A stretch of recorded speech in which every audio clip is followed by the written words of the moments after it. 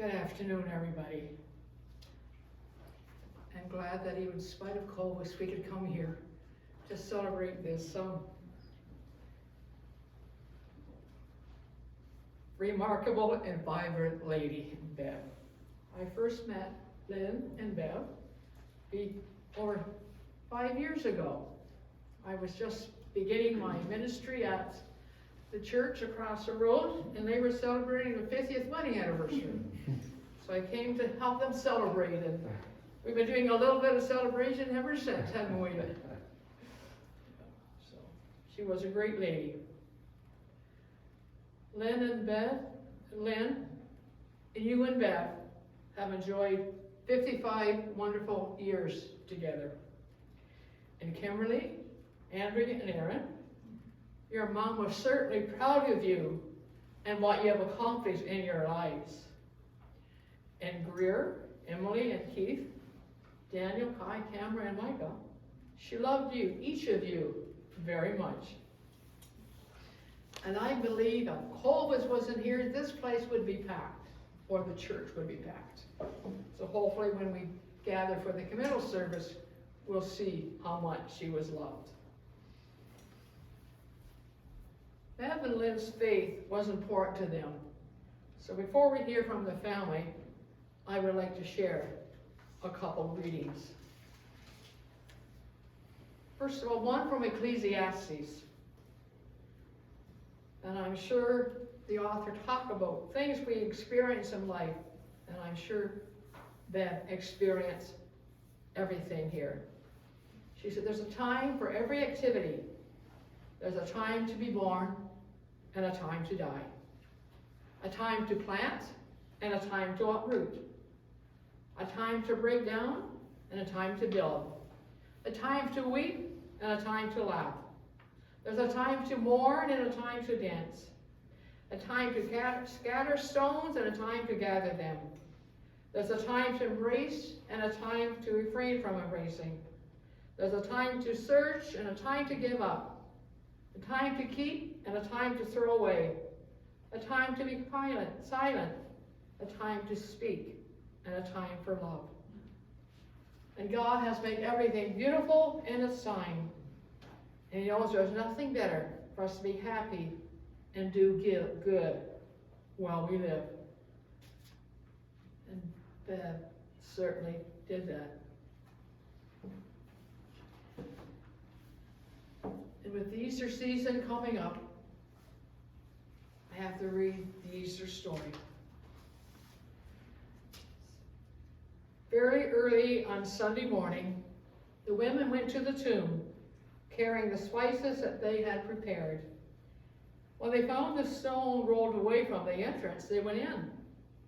But they did not find the body of the Lord, and they did not know what to think. But suddenly 2 men in shining white clothes stood beside them. The women were upset. And the men said, "Why are you looking for Jesus? He's not here. He's been risen from the dead. Remember that while he was in Galilee, he told you, I will be handed over and I'll be nailed to the cross. But 3 days later, I will rise." So give thanks to God for this reading we have about our faith. Now the family members are going to come and share some thoughts on their mom. And Kimberly and Andrea has decided that Aaron's going to go first. I can't stand that long. Okay. That's fine. Then I'll just look. I'll stand on my own too. I'd like to stand with you, but you don't want to pick me out of the call. I can come if you need me work. All right, I'll do my best. Oh yeah, well the first thing I just want to say is thank you so much for being here. I know my mom would want me to start that way for sure. We know a lot of people that drive pretty far to get here, and it means a lot to our family. I know it means a lot to Dad that you make the journey. This week there was a quote that kept coming up in my head when I was thinking about my mom. It was, "Actions speak louder than words." I hear the laughing already. I get it, because I'm talking about my mom, and for most of you, the first thing you think of is, man, that lady can talk. And it's true. Like, she was a Ketchison, so she learned how to speak at a very young age. But I have to admit that I didn't always agree or like the things that my mom had to say. Like, there's a few things that I can hear her still saying to me. Aaron, do you have to eat that fast? Or are you really going to go out looking like that? Or before my graduation in high school, I'm all dressed and ready to go, I had a new haircut. She said, so I guess you think that new haircut looks cool? Or my personal favorite, is your razor broken? And yes, Mom, my razor is still broken. But she was a great storyteller, able to get through a 5-minute story without taking a breath. No doubt you've heard how she maybe broke her nose when she was younger, a few times. Or potentially, you heard about her like riding on horses bareback, dad almost injuring the pin setter on their first date.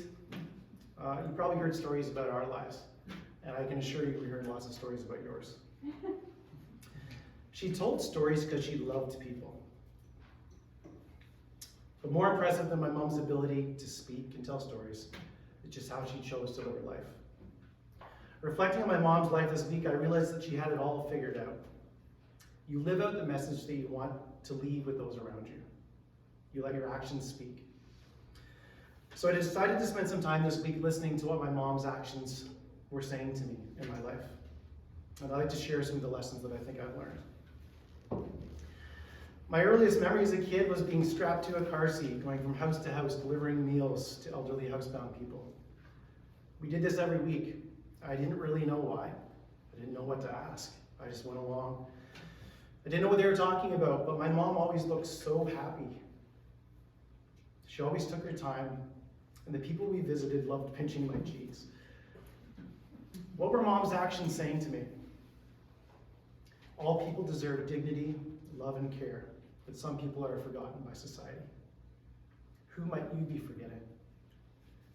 In grade 6, my friend Cale would always come to my place for lunch and after school, and I never understood why. He lived in this massive mansion. It was like 20 times bigger than ours. He had all the toys, so much food. But finally one day I asked him, I said, Cale, like, why do you want to come to my house so badly? Your place is so much better. And he just said, your mom's there. I never really have anybody at home. What were my mom's actions saying to me? Sacrificing your own ambitions can help you serve others, even if they don't know they need it. What ambitions can you let go of today so you can be there for other people? My mom volunteered for everything. It was sometimes almost annoying how much she volunteered for. Bazaars, fundraisers, pizza lunches. I was the proudest kid at our school to see my mom volunteering. Making and delivering meals to people who had just lost somebody. I'm convinced in her prime that she could outcook Gordon Ramsay. What were my mom's actions saying to me? Your time on this earth is not just your own. It's not just for you. It's meant to benefit other people. And how are you going to spend your time today? She went back to school in her 40s to become a nurse and graduated on the dean's list.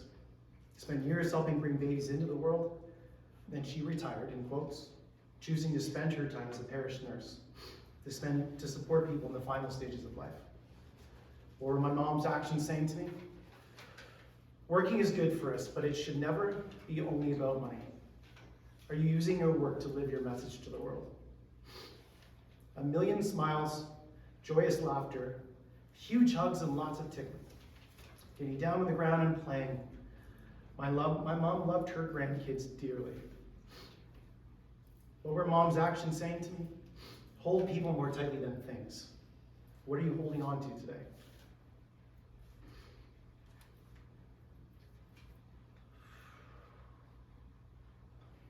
Mom developed dementia, losing her memories,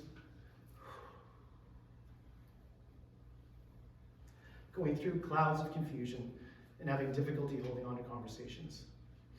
But she remained pleasant, and she loved being around her family.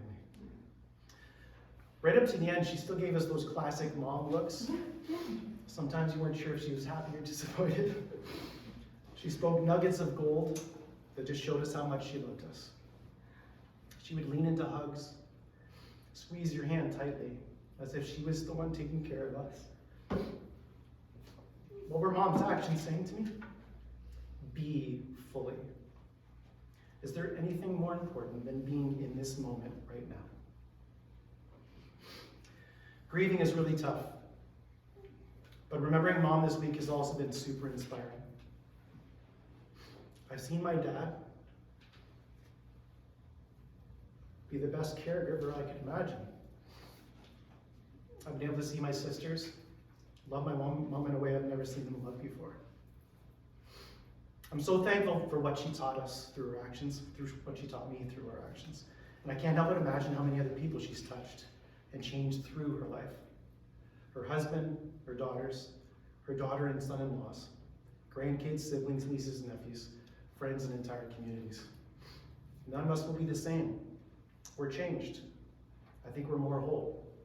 I think we're better versions of ourselves because she existed and decided to live her message. So let's learn from her and try to do the same.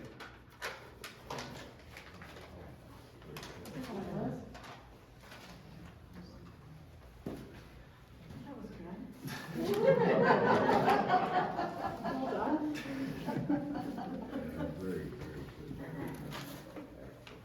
I kind of want to change the order of things. I'd rather go first. All right.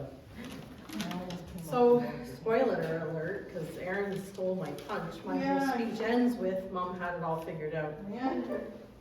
A couple of things. First of all, I realized that I can't write anymore because I only type, and so I've got a lot of pages.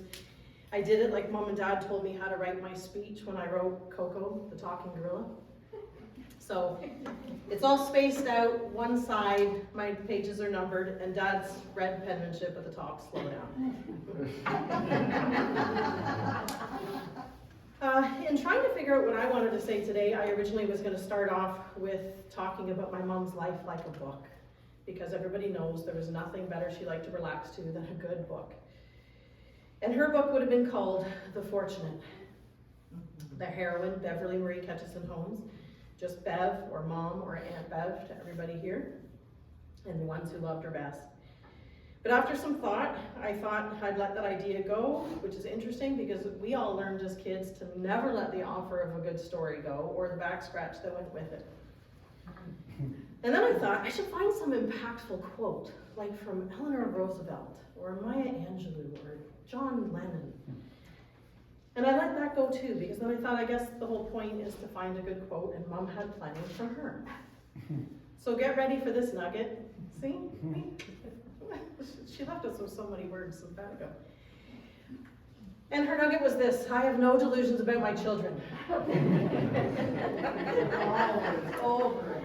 Now we all understood that this was something that she said to soften the blow of learning that something stupid we had done or something stupid we had said. And we also didn't take it too personally as we had the stupid things happen less and less and more time between them. We started to laugh about the quote and kind of tease her about it. I mean, some of us more than others. Shh. I took this as a challenge, I think we all did, because just like any book, it needs good suspense, some surprises, some mystery. You know, we thought that we'd take up the challenge and try to deliver Mom a good story. My dad, if you're wondering, was always the dependable, stoic, easy to admire hero of the story. He always had the most pivotal role, and at the end of every chapter, there was no problem knowing that he was the good guy. As time has passed, I really thought about what I wanted to say about that, though, and about her saying, I have no delusions about my children. What did that really mean? And I realized that it was really a whole commentary about her life. She had no delusions about her life. She didn't have any delusions because she didn't need them. She didn't need them to be happy. She didn't need them to feel rich. She didn't need them to feel loved. She didn't need them to feel valued. Because her next favorite quote was, we are so fortunate. My brother Aaron is 9 and 6 years younger than us girls. And he was parented not only by my mom and dad, but also by his sister mothers. And we used to kind of laugh when he'd get very frustrated and say, I am so sick of having 3 mothers. But But we didn't have any delusions either about who the best mom was. It was the real one, and Kimberly and I have now worked our whole lives to be the kind of mother that she was. For her friends, she had no delusions about her friends. For her relatives, she had no delusions about her relatives, and she didn't need them. It's the biggest compliment to all of you here. She didn't need delusions to feel good about you. She didn't need delusions to feel good about your relationship, and she didn't need delusions to love you. She saw the best in all of us, always being optimistic and always thought people would give their best, and amazingly, she never worried about having wrong done to her. It wouldn't have changed how she acted to you. She was gonna give you her best. She had no delusions about her life. She didn't need them. She loved being of service, and so she was of service. She loved being a parent, so she was an involved and invested, loving parent. She loved being a friend, an aunt, and sibling. She was a wonderful one. And here are her secrets. She didn't talk much about what she didn't have. She talked about what she did have. I think that's a real gift. And it usually finished with a heartfelt, "We are so fortunate." We had no delusions about our life or that things would be better. She never had delusions that things would be better with more jewelry or fancier cars. She didn't need delusions to protect her. She didn't need them. She just talked about her dreams, and then she made her dreams happen. Dad, I don't have any delusions about you, and nor did she, or your marriage. She used to talk on occasion when she got a little frustrated with you. And we won't go into the near-death and Jasper story right now. But we can all hear, I think, if we try for just a second. "Oh, Leonard." And how this would elicit a little eye roll from Dad and a conspiratorial smirk to the rest of us kids, which actually got a good laugh from us because we were like, "It's your turn." And Mom was fine with us teasing her about her "oh, Leonards" and broken wooden spoons. She didn't need us to have delusions about her either. I like to think that she actually knew she was rocking it. She knew she didn't need to protect us. We were all living the dream. Dad, she was so proud of you. It was the first real boastful thing I can remember her talking about in my life. And I remember thinking, I want her to talk about me like that. She talked about how hardworking you are, how you sacrificed things for yourself in favor of doing things for others, us. How much she respected you as a man, how decent and truly kind you are. She admired and trusted you. She knew, due to life circumstances and sense of responsibility you had to your parents and to us, that you gave up things along the way that didn't favor you, but rather the individuals around you. And she enjoyed telling us about how selfless you were. She was really happy to have hitched herself to your wagon. She was so proud of what you guys built together. She was so appreciative of the support you gave her when she went back to school, especially having a 12-year-old at home at the time and still running a household, and another kid in university, tax and family resources. Rumor has it she may have done much, much better than that university student with her marks, but it's just a rumor. She had no delusions about what you would do to see her happy. She knew you would do it all. She had a partner who loved her, 3 wonderful kids who adored her, 3 dedicated imports, 7 worshipful grandkids, and now even another import. Mom didn't need to live with any delusions. She lived without them because she didn't need them to love her friends, love her nieces and nephews, love her siblings, her kids, her spouse, her life. My mom truly felt like she was living the dream. Knowing what Mom and Dad have been challenged with the last 6 years, and especially the last 8 weeks, has in fact been quite inspiring. Again, Aaron, so simpatico. But I have felt that way too. It's been a lot of reflection, and I realized that they weren't millionaires, they weren't jet setters, there was no silver tea sets at my house, there was no silver spoons. But she was living her dream. The last 8 weeks were really challenging, with more and more independence lost, and everything was a struggle for her, for us. Even in those moments when she gathered her thoughts and wanted to have you perched on her bed for a chat, reminiscent of many a night as a teenager in our house, the reoccurring theme was how fortunate we have been.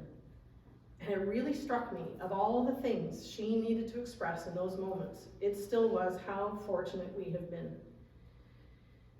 How fortunate she has been. What an amazing legacy, what an amazing life. My goal going away from here, because I like to think that each experience makes us a little bit smarter, is that I'm going to try and recognize every day for the fortune that it brings. That even with challenges come fortune. With grief, even tragic grief, comes the recognition that without amazing good fortune of knowing and loving a spectacular person, we wouldn't be feeling this grief at all. It's all around us every day. And here's the thing. I think Mom had it all figured out. She knew the secret to living the dream. It's that you need each other to do it. You can't see it alone. You can't feel it alone. You can't love it alone. You simply cannot do it alone. So live like my mom with no delusions. Surround yourself with family and friends that no matter the circumstance, make you fortunate. We've already won the lottery and we're indeed, Mom, so fortunate.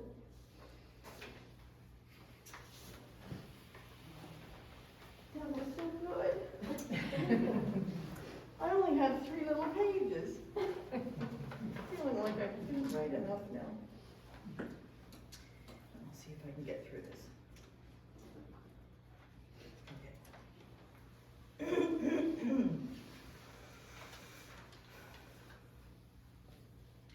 On February 5th, Mom and Dad welcomed me into the world. And on February 5th, 55 years later, Dad and I were holding Mom's hands when she peacefully left us. Mom was kind, compassionate, empathetic, funny, smart, always giving of herself. She was many things to many people.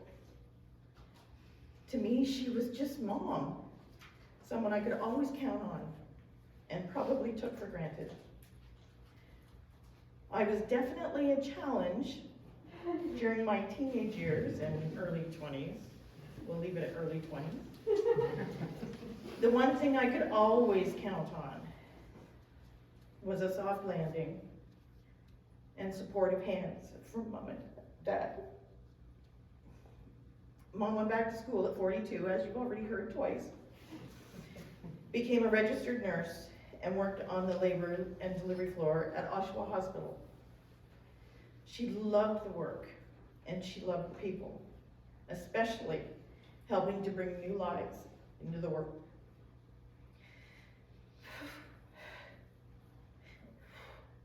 She was there, peering through the surgical suite window when our daughter Emily was born.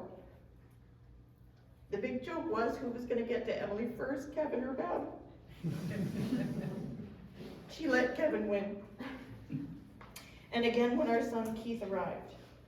When Daniel came along, the world was going through SARS, and visitors weren't allowed. I remember sitting alone with our new little boy after Kevin had gone home, feeling a little lonely, when I heard familiar footsteps. I turned to look, and there was Mom. She was dressed in her scrubs. She had told a little white lie and told them she was working when she wasn't. Had only come to see me and meet her new grandson. She was the first one to meet all of our babies. And that was so very special to me. I was so lucky. After Mom and Dad moved back to Madoc, Mom continued to work at the hospital in Oshawa. She would alternate staying with Andrea or myself, just to keep things fair. She was all about fair. It was at that time that our relationship changed. We became real friends, not just mother and daughter. We enjoyed many nights playing cards and dominoes, having a glass of wine, and great conversations. It was a wonderful time in our lives, and I learned more about my mom as a person, as a woman, from a friend's perspective. It was a wonderful evolution of our relationship that we were very lucky to have, and I realize that some people don't have that. So I feel very fortunate. I learned so much from my mom. She led by example. She was very community-minded, as you've all heard, be it volunteering at our school or at our church or in the community at large. I have tried to follow her lead in many ways, and I hope I have made her proud. She was so many things to so many people. I could never list them all. I do know she was a loving, wonderful mother to myself and Andrea and Aaron. She welcomed Kevin, Gord, and Sarah, and Dan into our family with open arms and a loving heart. She couldn't wait to meet each and every one of her grandchildren, Greer and Emily and Keith and Daniel and Kai and Cameron and Micah, and loved doing so many different activities with them, from baking pies, that was a big one, baking, going on Easter egg hunts in the woods, in the backwoods, where we'd get the guys to go out and hide all the eggs, and invariably we'd find one 6 months later. Doing all those great things, and so much more. She was a devoted, loving wife to our dad, who along with us is going to be a little adrift without her. Not a day will go by without her voice in my head or her influence in the choices I make. I love you, Mom. We love you, Mom. We will never, ever forget you. We will carry you with us always.